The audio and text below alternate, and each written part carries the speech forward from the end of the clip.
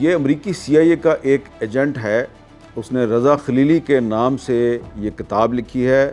کام CIA کے لیے کرتا تھا، لیکن وہ کہاں پہ کام کر رہا تھا؟ پاسداران انقلاب، ایران کے جو پاسداران انقلاب ہیں جن کو کہ پچھلے 30-40 سال سے بڑی اہمیت حاصل ہے، تو وہ پاسداران انقلاب میں ایک اہم پوزیشن اس کے پاس تھی۔ کام وہ CIA کے لیے کرتا تھا، اور اس کتاب میں اس نے لکھا ہے کہ کس طریقے سے وہ CIA کے ساتھ اس کا رابطہ ہوا، پھر اس نے جاسوسی کرنی شروع کی، اور پھر اس نے ایران کی جو اہم معلومات ہیں وہ کیسے کیسے اسرائیلی انٹیلیجنس کو پہنچائیں، اور کیسے کیسے اس نے اپنے ہی ملک ایران کو نقصان پہنچایا۔ کتاب میں نے آپ کو اس لیے دکھائی ہے کہ یہ جو رضا خلیلی ہے، یہ ایک ایرانی نہیں ہے جو کہ اسرائیل کے لیے کام کر رہا ہے۔ اس طرح کے سینکڑوں نہیں، ہزاروں رضا خلیلی ہیں۔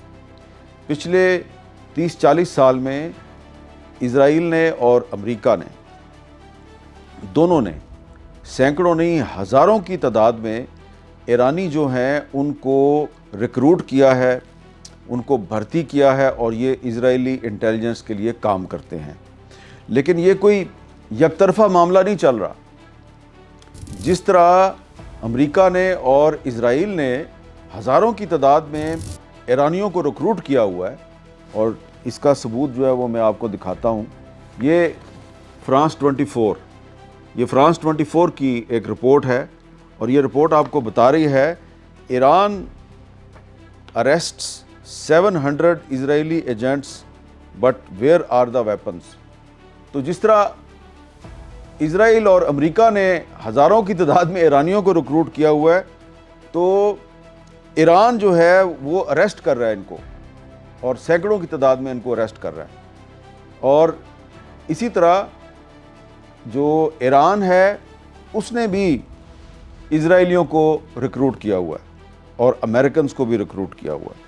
اب یہ میں آپ کو CNN کی رپورٹ دکھاتا ہوں۔ Israel accuses an unprecedented number of Israelis of spying for Iran. تو دونوں جو ملک ہیں، اسرائیل اور ایران، ان کے درمیان ایک اسپائی وار چل رہی ہے۔ ان کی انٹیلیجنس ایجنسیز جو ہیں وہ سینکڑوں ہزاروں کی تعداد میں ان کے لوگوں کو ریکروٹ کر رہے ہیں، جاسوس بھرتی کر رہے ہیں، اور ایک دوسرے کے خلاف استعمال کر رہے ہیں۔ لیکن فرق یہ ہے کہ اسرائیل کو امریکہ کی بھی مدد حاصل ہے۔ امریکی CIA بھی وہی کام کر رہی ہے جو اسرائیل کی موساد کر رہی ہے۔